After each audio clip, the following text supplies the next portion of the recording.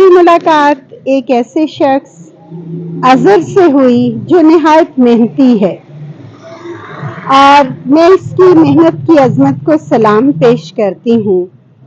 अजहर को अपनी तालीम को खैर आबाद कहना पड़ा और अजहर तालीम हासिल ना कर सका। अजहर की नज़र का मसला है और उसको बहुत कम नज़र आता है और वो रद्दी इकट्ठी करके और रद्दी ख़रीद कर गुज़र बसर करता है। हम अजहर से बात करते हैं। अजहर, आपने तालीम को छोड़ दिया क्यों? नजर की वजह से। और ये रेडी कब से चला रहे हो? 7-8 साल हो गए। और गुजारा हो जाता है? शुक्र है, रद्दी दे देते हैं। कैसे अंदाजा होता है रद्दी तोलने का, पैसे देने का? यहाँ से ना घटे रखता हूँ, ये झुक जाता है ना, फिर मुझे पता चल जाता है ज्यादा हो गया ये कम। और लोग इतबार कर लेते हैं आप पे? कर लेते हैं। ये बाजी ने अभी दिया 150 का सामान, बाजी को पता है।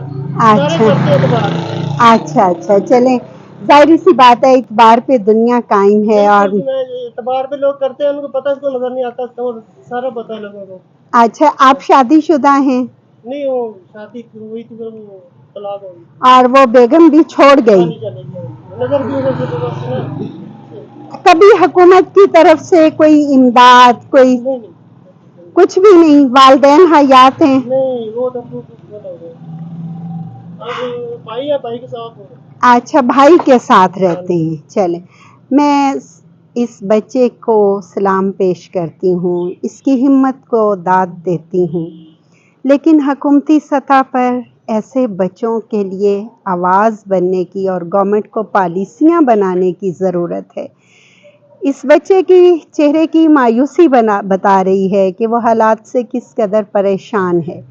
अगरचे वो बहुत हिम्मत के साथ रेडी चलाकर गुजारा कर रहा है, लेकिन बहुत मुश्किल है ये गुजारा। ये इतना आसान काम नहीं है। मैंने जब इसे लबे सड़क हाथों के साथ बड़ी मुश्किल से रद्दी को तौलते देखा तो मुझे एहसास हुआ कि मुझे इस बच्चे के लिए आवाज़ बुलंद करने की ज़रूरत है।